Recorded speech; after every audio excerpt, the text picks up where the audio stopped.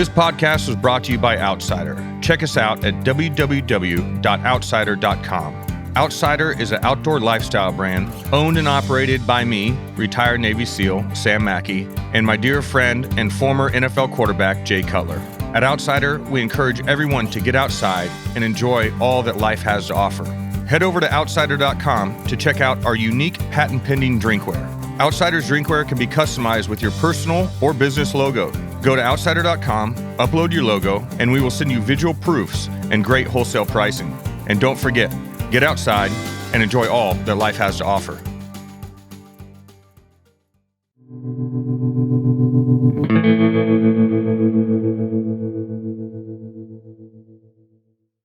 Welcome, everyone, to the next episode of the Take It Outside podcast presented by Outsider. I'm your host, Sam Mackey, and as always, I have my co-host, Smokin' Jay Cutler, who just smoked Slim, his target deer. So we're going to get into that. We're going to talk about our elk hunt in Montana, how that all worked out, and maybe some Halloween costumes, and we have a lot to go over.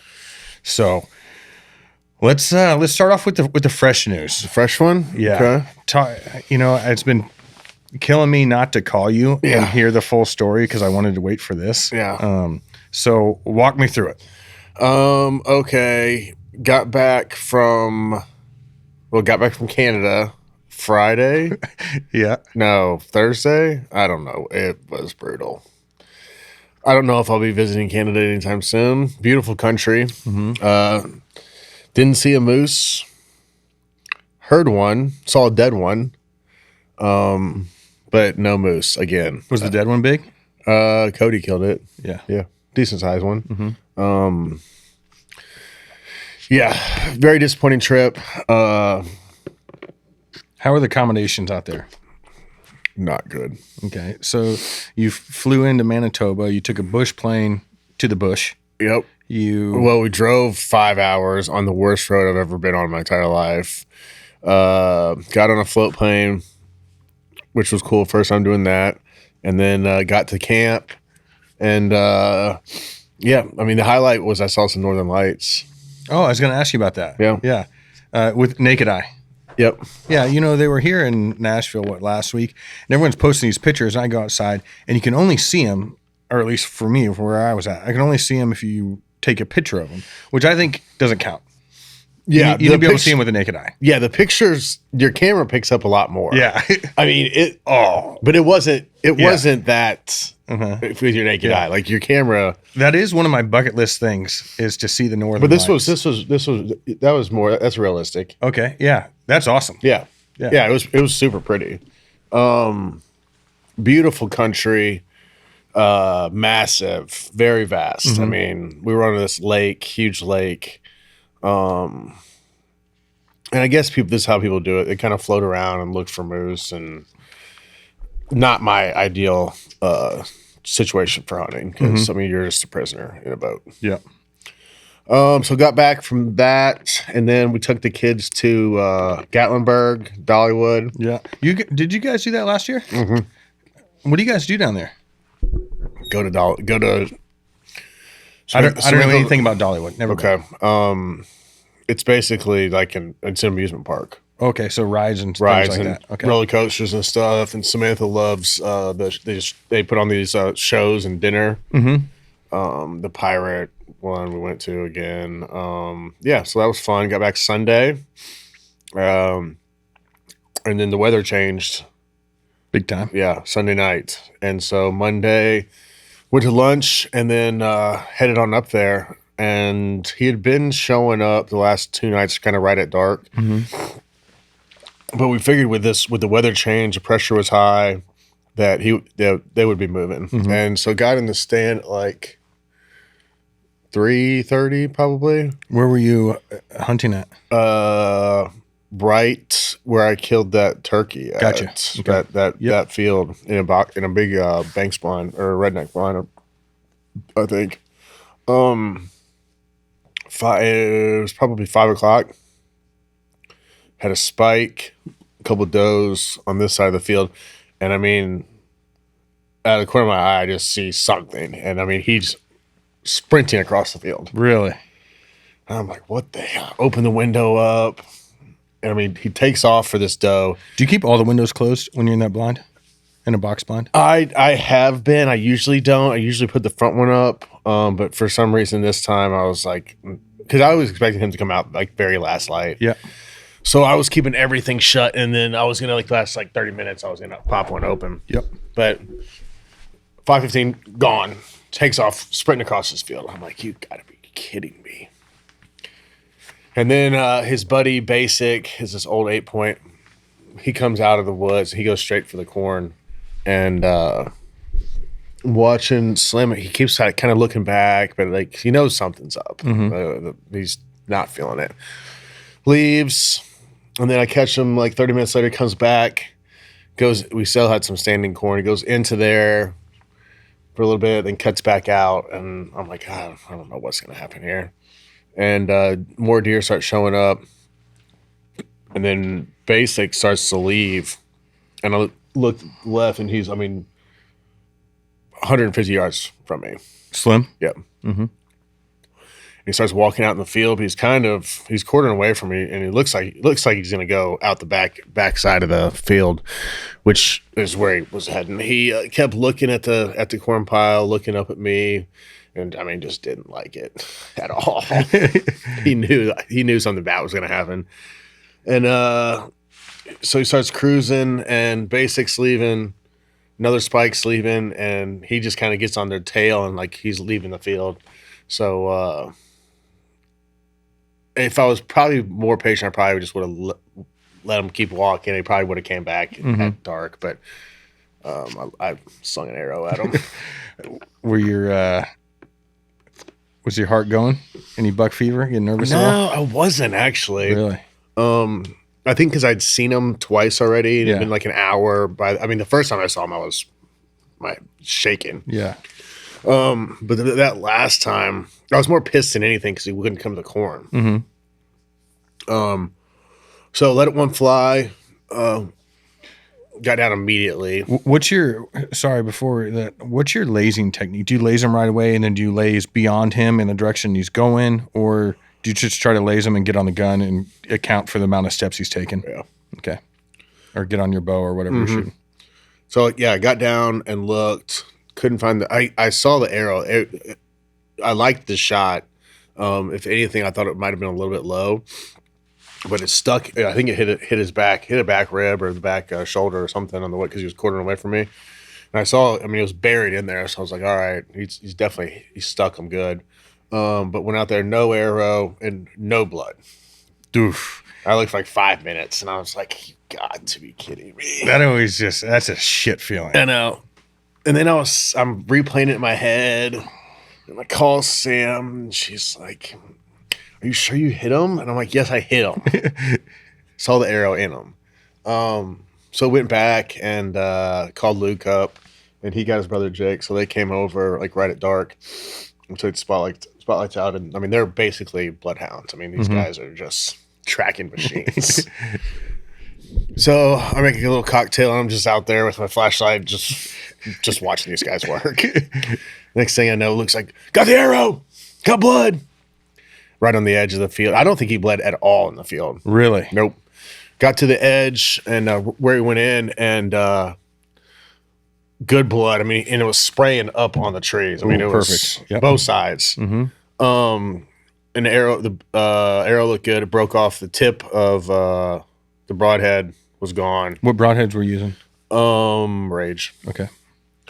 And so we're cruising along. We go probably 30 yards, and Jake's like, stop, and flashes up, and we see eyes. And we're thinking, all right, maybe I hit him back. Maybe he's bedded down. So we sat there for 30 seconds watching this deer, and we're at this point, we're like, all right, let's just pull out. And Jake's like, hold on a second. And it gets up. The deer he's watching gets up and walks away. I'm like, did I have a rack? Was it? He's like, I couldn't tell, but he goes, I don't think so. Mm-hmm. And so we're sitting there and kind of. This is quite the decision point. Yeah, for non-hunters. Yeah, this is a big decision point because if you bump that deer and he's not mortally wounded yet, He can go ways. he's going to run halfway to Georgia. Yeah. And so we already have the dogs on call. We have the drone guy on call. Oh, okay. So everyone's. I was wondering if you were spinning everybody. Oh yeah, everyone's on call, getting ready to roll. And I'm like, I look at Luke and I'm like, what do you think? He goes, the blood is great. He goes, if it was drying up or something, he goes, I think we push on. I go, let's go. Mm-hmm. And I mean, we didn't take 5 steps, and Luke, they both spotted him about the same time, saw antlers, and I mean, he was 30 yards ahead of us. Nice. So yeah, kind of bittersweet because I mean we grew that deer from. I mean, he's been on the radar since he's been 2.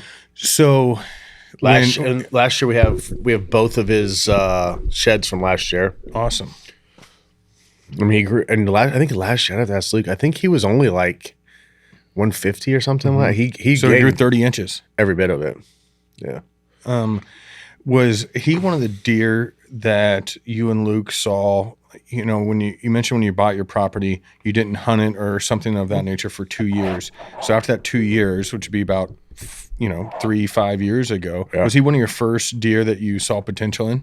He was definitely one of them. We've had some other ones since him, but whenever he was 2.5, 3, he was definitely on the radar. And then last year, we loved him last year. We just wanted to make sure he got through the season because I mean he was all over the farm. Mm-hmm. I mean I think everyone saw that deer in daylight. So yeah, got it done. 185 ish, biggest deer we've had on the farm so far. So you sent me some pictures a couple nights ago when you shot him. Mm-hmm. And then you sent me some yesterday morning or the morning before last, whenever that was, when it was daylight and you can take them out and get some nice pictures. Mm-hmm. The picture that amazed me is when you're behind him and directly behind his antlers with his antlers in front of your chest, and he still looks big. Yeah. Because that's the picture that people like, hey, get off to the side and hold it, extend your arm. That way you can see his antlers, with no obstructions in the background. But that picture with you behind him, he still is huge. Yeah, he's a big deer. I'll tell you what was weird about him is he was long. His body was long, but I bet he wasn't 180 pounds. Really? Yeah. And most of your mature deer out there are massive. We big got some body deer. Fat ones. He wasn't, his back end was very small. I was shocked. But he's healthy. Yeah, seemed to be. Yeah. Awesome. I mean, he was cruising the fields. I mean, he looked good. Mm-hmm. What shoulder mount? What are you thinking? I think we're gonna do like a pedestal. Yeah. And then we're gonna incorporate the last year's shed somehow in it too. That's why I asked that question, because what I pictured quick in my mind was him on the wall and his sheds next to him in some fashion or something like that. But I think the pedestal makes sense for that. Big deer. Really big deer. And we got another one. I think Mayer's going to be – he's going to be in the 170s, I bet. And then we've got some – How old's he right now? 5. Okay. So is he on the list this year? Yeah. Ray's hunting them. Actually, Ray missed them. I noticed Luke in his Wednesdays with Luke. He didn't mention Ray's name. Oh, he didn't? No. He's like, I'm not going to say a name. I'm like, motherfucker, everybody's going to think it's me. Yeah, he had him. Well, actually, we were driving back from when I was driving back from Canada. There's a cell camera on it, and I mean, I knew Ray was in there. I pulled it up, and I mean. You text him, hey, shoot that deer. Yeah, I texted him. I was like, what are you doing? Shoot him. Because we sat there for like 10 minutes, just kept refreshing. He's still just standing there. And then he texted me, and he's like, I missed. And I was like, no way. You got to be shitting me. 38 yards. Missed him. Oh, that's tough. It is tough. That's tough all year. And the bad part is they're combining that field right now, so it's kind of messing them up a little bit. But hopefully, they're supposed to get done today. Hopefully he'll get back on the schedule. Well, congratulations. That's awesome. Yeah, doe patrol. We killed a doe last night. Got to kill about 30 more. Oh, you were up there last night too? Yeah. You came back this morning? Yeah. Oh, awesome. This episode is brought to you by Code Blue Scents. Code Blue's famous from one deer to one bottle collection process is a breakthrough technique that guarantees the certified deer urine comes from a single deer rather than several, producing the purest, most potent scents. Head over to codebluescents.com and check out the Rope-A-Dope kit. The weather-resistant rope soaks up rack rub gel, providing a lasting scent to stimulate rub activity on licking branches by mimicking a buck's forehead and preorbital gland scent. And also, check out the Gravedigger Scrape Mate Dripper. This versatile Scrape Mate Dripper can be used all season long. The adjustable dripper bag contains pure urine from a single buck enhanced with tarsal gland scent. Perfect for hanging over scrapes to keep them fresh or creating a scent trail as you walk to your hunting location. Visit www.codebluescents.com and use promo code OUTSIDER15, that is OUTSIDER15, to receive 15% off all Code Blue products. Multiple use is okay, cannot be combined with other promotions. Yeah, we need to whack some does down, and we'll have the Gold Star wives whack some does down as well. So I've been planning for that this week and getting everything lined up. So very excited for that. So let's take it back to Montana. So went out to Montana, late September? Late September. 20th or so. Yep, and JD and Josh Fields came out there, and Josh was out hunting on a different piece of property, chasing some elk. So JD came out to join me and to help me out because I'm not the best caller. And we hunted hard for 3 days, I believe it was. And we were walking. I think the first day we walked about 15 miles. Which is in not the easiest terrain whatsoever. Yeah. And it was my first time elk hunting, and my first time ever drawing a tag. And watching you guys do it last year when I was bear hunting, I guess I just didn't appreciate the elevation change as much from a vantage point as I do when you're walking. When you're chasing them, you're in it too. Like you're just eating up ground. Oh, because they're moving and you're trying to get in front of them, and it's just a cat and mouse game, and they can move a very large distance and cover some ground in a minute, where it takes you 30 minutes. Mm-hmm. But so JD and I got in them a couple times, and we just didn't have any opportunities yet. So, but we were in them, and JD was doing a hell of a job calling them in, and but just nothing, just no shot presented itself. And then you and I, after the morning hunt, decided to go check some cameras and just see what we could see. So we drove to the south end, checked some cameras because there was a bear on there. And then one of your cameras was taken. Then we cruise up the mountain around to the south side and loop it around to the east, and then eventually to the north side of the property. And when we got over there, we just spotted some, or we heard them? No, we heard them. Yeah, we heard two. We heard two bugles. That's right, because we popped off that ridge and went to the south first. Yep. And fucked around down there in the low ground, and then went back up to the top of the ridge. Then we saw them all to the north of us, and they were moving down that a hillside with sporadic trees with not much covering them at all. So we stuck to the east side of them and kind of mirrored their movement down the hill. Found an awesome little opening about 20 yards wide, maybe 50 yards deep. And you got behind me and you were calling. We called that spike in to maybe 10 yards right in front of me. And so that was, I thought it was going to happen right there just because it was a picture perfect setup. Yeah. But it was exciting. We were running around, and Jay hunts a lot different than most folks hunt. It's the most extreme, aggressive form of hunting. Like he was trying to get me to mount one of these things. Like go saddle him up, right? And running right at him. And but I tell you what, it worked. And so then we make our way to the edge of our last line of cover, if you will, the last tree there. I'm set up behind it, and you're behind me calling, and the one. Yeah, I mean, we had 11 bulls, I think, in there. And they were responding every time. They just weren't coming in. Yeah. Which is tough. Yeah. So then a lot of eyes. I think we had 4 or 5 elk within 40 yards, 50 yards of me at least. Yeah, just staring us down. Yeah.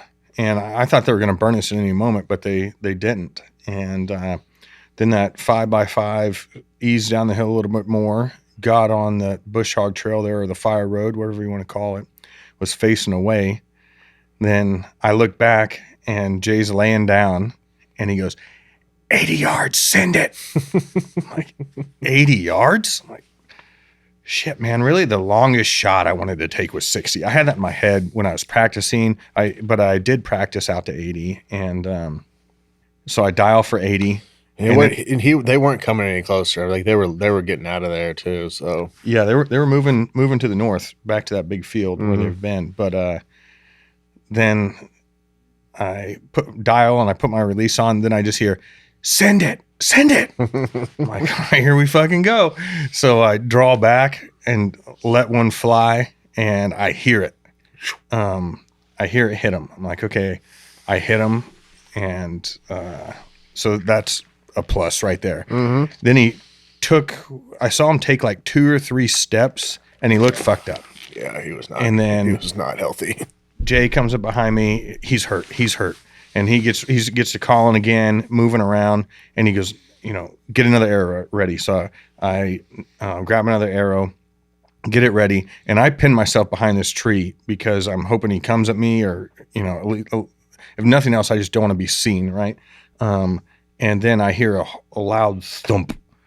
I'm like, that sounded like he just hit the ground. And then Jay comes over and he goes, he's down, gives me a hug. And then I'm like, was that thump I heard? He's like, yeah, he fell down. And granted, at this point, I'm 85 yards away from him, and I heard this thump, which is I did not expect to hear, because first of all, I can't hear worth a shit. And second of all, it was far away. And then a couple minutes later, you're glassing for him. The elk start moving out, and we have a couple huge bulls moving in over the hilltop. So as soon as I shoot him, like everything kind of picked up. Yeah, it got weird. As soon as I shot him, yeah, it was crazy to see and to watch. And then he got back up. Yep. And I didn't see him get back up because there's so many elk out there. I didn't know which one was him. Well, that one took off down the hill too. And that's you thought that was him. I thought that might have been him because he got back up and took off, but he was still bugling back at us. I was like, "There's no way that's him." Mm-hmm. And then Jay's glassing for him, and then would you see him out of the corner of your binos? Yeah, because there's a couple of those pine trees there. So whenever he fell down and got back up, I didn't know where he was at. I didn't want to spook him out of there either. So I was looking at those big bulls up there in a corner on the left side. I just saw a figure. I mean, just fell, and I looked over and Dunzo. Yeah, that was very exciting to say the least. I can't even put words into it. It still feels unreal.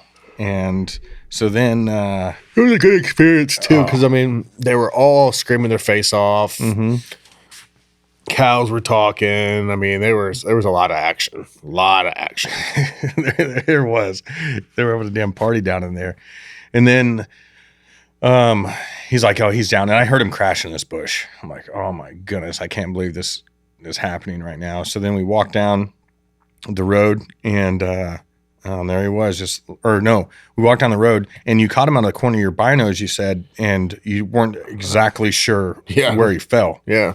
So we're looking off to the right side of the road, and I never saw anything at this point. I just heard it though. I'm like, "Are you sure, man?" Yeah. And then Jay's starting to doubt himself a little bit. And like, I swear, my morale went from an all high to a low. I'm on an emotional roller coaster. I don't know what to do. It's my first time. And then Jay says, "Sam, take a breath." I'm like, "Oh shit, what's about to happen?" And then he goes, "Look behind me." And there he was with his antlers in the bush. And it was an amazing experience. Unreal. Big animal. Huge animal. Yeah. And then we went and got the Roxer. For those who don't know what a Rockster is, they're like a new Willys Jeep, absolutely amazing vehicles.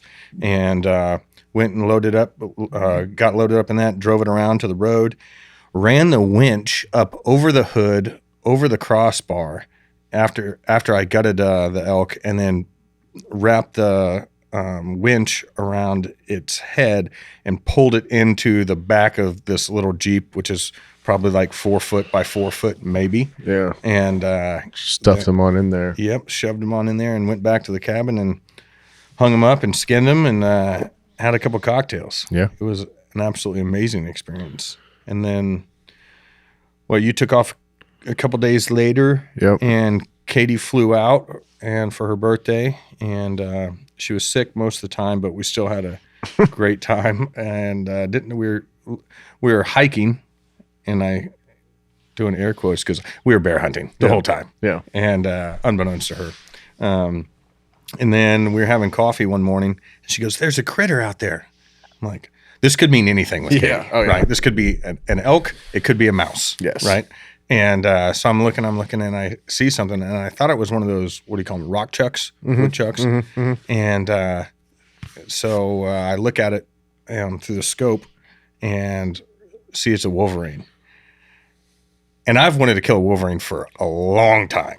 Riley and I were hunting in South Dakota, thought I killed one, and it crawled back in its hole. I just know they're really hard to kill and somewhat elusive. And I grabbed that little 22 you have and just thumped him. That thing's on too. Yeah. And I've never seen a wolverine. It's kind of weird. It was just out during the day like that. It has a big hole right over to, if you're looking at the cabin to the right, out in that open area right there, it has a big, had a big hole over there. And so smoked him and then took him to the taxidermist. What's he going to do with that? I have to send him a note, but we're going to do a full body mount. I heard rugs look cool. A wolverine rug. It'll be small though. Yeah. Maybe for the wall. But he sent me some forms. I have to pick out what full body mount. So do a full body mount and hang it in the room there in the cabin somewhere. Yeah. In my bear's done. That thing is the furriest damn bear I have ever seen. I know. And his head looks great. His head's big. Yeah, I think Bernie helped me out a little bit on that one. There's nothing wrong with that. A little more stuffing for that guy. Customer appreciation. Exactly. There's a bear at. Did Samantha send you the video of that bear at the cabin? I'm glad you brought this up. So the fact she didn't shoot it is just let's paint the picture. Yeah. I've probably got 40 days into bear hunting. Yeah. In Montana, haven't seen one. Mm-mm. Haven't seen one bear. Katie and I leave on a Monday. Sam shows up Wednesday or Thursday? Yeah. Something like that. And then she sends a video of a bear walked up to the damn front door of your guys' bedroom. Just begging to get shot. Waltzing around the cabin. Yeah. Like nothing. And she sends me this. I'm like, of course. I have bear hunted my heart out on that piece of property and haven't seen one. And she sees one, laying in bed drinking her tea or something. I know. Right? The fact she didn't shoot it, I was like, what are you doing? Why didn't she shoot it? I don't know, man. Yeah. But, so that was a little disheartening, but it's those little moments keep you coming back. Oh, yeah. You know what I mean? So we know he's around. Angry. Yeah. What do you think? He's looking for food? I don't know what he was doing. Or just cruising. I mean, because you shot yours by the cabin. Yeah. Maybe I just need to stay in the damn cabin all day. I'm kidding. Going Monday. I'm going with the following Friday or something like that. You're going, you leave there Friday. And I saw a bunch of mule deer. I didn't see any nice shooter bucks. Do they come out later on in the winter? They'll probably start. We'll see some. Where do they just stay up top till it gets cold? You know where the dead ranger's at? Yep. On that backside of that backside there. Yep. That's where they love it. Interesting. Katie and I walked all of that when we were there. We took the trail into the national forest, took that all the way back around, then came back towards over the backside of that mountain towards the dead ranger, then came down on top of the dead ranger. Yeah. A lot of sign up there. A lot of grouse up there too. There's a ton of grouse up there. We'll get into them though. Sam's staying till Sunday too, so that's good. Awesome. Right on. How much meat did you bring back? I brought back 1 cooler. Okay. Are you driving back? Yeah. Okay. If you're driving back, I'm probably going to buy a cow tag and shoot a cow as well. Sure. I got 2. Okay. And then you have 2 cow tags? Yeah. All right, awesome. So you have enough coolers? Should I bring anything out there? So you have 3 or 4 big ones. Yeah. I think that'd be good. If not, when I take Samantha to the airport Sunday, I'll pick some up. If we need more, I'll pick more up. I can throw my check-on bag in a big cooler and check that. Doesn't matter. Okay. Just let me know once you get there. Yeah. So I'm renting a Ford Transit van or something like that. Okay, cool. And I think it's a 12 passenger, but because I'm bringing back all the meat and then Luke's elk. Oh yeah. And Luke's mule deer. Got some wall space to fill up. Yeah.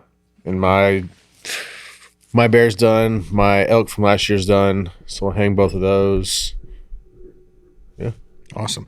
I think Greg took your side-by-side into Bozeman. Oh, he did? I talked to him last week, and he said he's going to do it over the weekend. Oh, perfect. I don't have confirmation, though. That would be... I sent him a note yesterday and didn't hear back from him. That would be amazing. We get that thing rolling again. And so what else do we have going on? Nothing. Halloween? Oh, yeah. Are you going to dress up? We did. I ordered some stuff. Oh. But I don't know if we're. And then I decorated the house. Oh, there you go. You know, Home Depot has those big 12-foot things. I got 2 of those, and then the skeletons. Yep. And then these light up, I think, pumpkin things for the side of the house. Fog machine. So I don't know if I'm going to be because the kids are coming to West Haven. I'm sure of that. I don't know if I'm going to be the candy giver out at the house with the fog machine, put some scary music on, or if I'm going to go out with the kids. We haven't figured that out yet. I always go back and forth on that because I have fun doing both. Yeah. And, if you sit on the porch, you can scare kids, you get to see all the kids' costumes, and things of that. But when you go out with your kids, I like to cruise around and follow them in the golf cart. Yeah. And have a little home base for them if it's a long distance in between a couple of houses or something like that. But I'm going to be a hot dog this year. Are you? I think this year could be my 16th year in a row being a hot dog. Is it the same costume? Same costume. I think I got it in Is it foam? 08. Yeah, it's foam. I mean, she's a little tatered, but she's been rode hard and hung up wet. See? But I can't wash it because it's that shit cheap foam, yeah. So I think Katie's wiped it down with a rag before or hand washed it or something. But I'm sure it doesn't smell the best. But I mean, I need to go get some candy. When you got something that works, you just stick with it. Absolutely. So what are you gonna be? I just ordered a bunch of masks and stuff, and I don't know. Ben, are you a big Halloween guy? I know. Or are you going to dress up this year? Oh, I forgot. You don't have your microphone. I'm playing a Halloween cover show. Halloween cover show. So all right. We're covering the Beastie Boys, so we're all dressing up as the Beastie Boys. All right. So I'll be the manager in the back of the bus. Hey. All right. So next month's a big month for us. We have our Gold Star Wives Hunt. We got Thanksgiving. I guess the rest of this month's pretty big too. We're going to Montana. What else do we have planned? Anything? No, were you just in Texas on a hunt? Yeah, oh yeah, I went to Texas with Texas Boys Outdoors and Texas TBO, Texas Boys Outdoors. Yep, and it's a nonprofit. They put on hunts for children that are ill and veterans, which is kind of one of the same. But as a joke. Not talking bad about either one of them there. Horrible joke. It landed great. I wasn't even listening. I know you weren't. And we caught a lot of trout in the morning. So we'd go fish in the morning and then go dove hunting in the afternoon. Went dove hunting. We actually went beyond the wall. What do you mean? So we're down in South Texas. We went through the gate on the wall because I You did went not know into this. Mexico? So they build the walls where it's convenient for landowners and everybody. So we actually had I think about a quarter mile between us and the Rio Grande. So we were still in America. Okay. Yeah.